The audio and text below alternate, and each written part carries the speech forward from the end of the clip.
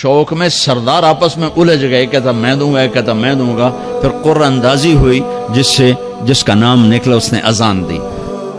پھر اس ایمان کو تقویت پہنچانے، اللہ سے جڑنے کے لیے نماز ہے کہ نماز پہلی امتوں کو 2 نماز ہیں، ہمیں 5۔ پہلی امتوں کی مسجد کوئی نہیں، ہماری مسجد۔ پہلی امتوں کی اذان کوئی نہیں، ہمیں اذان ملی۔ اور اذان اتنا بڑا عمل بنا دیا میرے نبی نے کہ آپ نے فرمایا کہ اذان دینے والا قیامت کے دن سب سے اونچے مقام پر کھڑا ہوگا۔ حضرت علی فرمایا کرتے تھے کاش میں اللہ کے نبی سے حسن حسین کے لیے مسجد نبوی کی اذان مانگ لیتا، یہ حضرت علی فرمایا کرتے تھے۔ اور جنگ قادسیہ میں مؤذن زخمی ہو گیا تو اذان دینے کے شوق میں سردار آپس میں الجھ گئے، کہتا میں دوں گا، کہتا میں دوں گا، پھر قرہ اندازی ہوئی جس کا نام نکلا اس نے اذان دی۔ حضرت عمر فرمایا کرتے تھے اگر میں امیر المومنین نہ ہوتا، اگر میں خلیفہ وقت نہ ہوتا تو میں مسجد نبوی کا مؤذن بننا پسند کرتا۔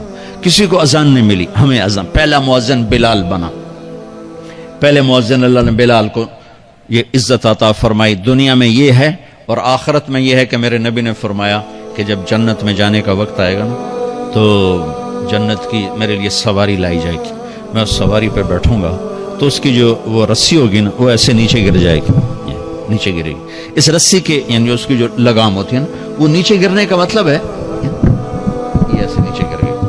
اب نیچے گرنے کا مطلب ہے کہ اس کی ڈرائیونگ میرے نبی نے نہیں کرنی، کوئی آنے والا ہے، کوئی ڈرائیور آنے والا ہے جو رسی پکڑ کے چلے گا، کوئی کوچبان آنے والا ہے جو اس کو پکڑ کے چلے گا۔ رسی کا گرنا ایک انڈیکیشن ہے کہ کوئی نصیب والا اب آئے گا۔ جب آپ کی سواری کھڑی ہوگی، رسی نیچے ہے، تو اب سب کی گردنیں ایسے ہوں گی، کون، سب قیاس کر لے کون کون کون۔ اللہ کی طرف سے اعلان ہوگا بلال کو بلایا جائے، بلال بلال۔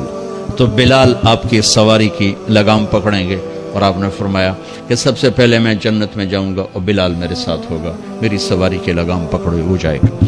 تو ہمیں اذان ملی، کسی امت کو اذان نہیں ملی۔ ہمیں 5 نمازیں ملی، کسی امت کو نمازیں نہیں۔ 2 نمازیں، ایک فجر کی 2 رکعت، عصر کی 2 رکعت۔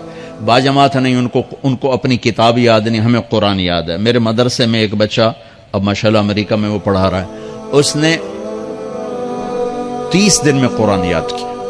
صبح یاد کرتا تھا، شام کو تراویح میں سناتا تھا۔ میرے مدرسے کا بچہ ہے، صبح بیٹھ کے مغرب تک پورا ہے سپارہ یاد کر کے اور عشاء کو تراویح میں سنا دیتا تھا۔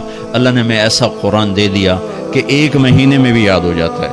3 دن میں بھی ایک بزرگ نے یاد کیا، 3 دن میں قرآن یاد کیا۔ اللہ نے ہمیں قرآن کی دولت عطا فرمائی، پڑھنے کے لیے 5 نمازیں عطا فرمائی، تہجد کی نماز عطا فرمائی، اوابین کی نماز دی، اشراق کی نماز دی، چاشت کی نماز دی۔ نماز کے کتنے دروازے کھول دیے۔ اور میرے نبی کی آخری نصیحت تھی میری امت نماز نہ چھوڑنا، نماز نہ چھوڑنا، نماز نہ چھوڑنا۔ اور اس 14 صدی میں کوئی موقع ہے نماز چھوڑنے کا تو وہ میرے نبی کے نواسے کی کربلا کا ہے کہ جب ظلم بھی انتہا پر تھا اور مظلوم بھی اپنی آخری حدوں پر تھا، اور کائنات نے نہ ایسا ظلم دیکھا، نہ ایسے مظلوم دیکھے، نہ ایسی پاکیزہ ہستیاں دیکھی، نہ ایسے درندے دیکھے۔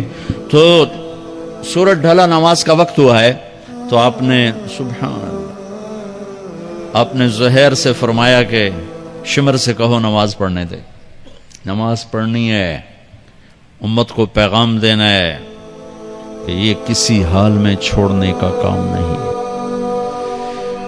تو انہوں نے آگے بڑھ کے شمر سے کہا نماز پڑھنے دو، انہوں نے کہا نہیں نماز نہیں پڑھنے دیں، ہماری تلوار چلے گی۔ انہوں نے واپس آ کر کہا جی وہ کہہ رہے ہیں ہم جنگ نہیں روکیں گے، تلوار چلے گی۔ تو پھر یہ نہیں فرمایا اچھا چلو ٹھیک سر دیو، فرمایا اچھا آدھے نماز پڑھو آدھے جنگ کرو۔ آدھوں نے نماز پڑھی، آدھوں نے جنگ کی۔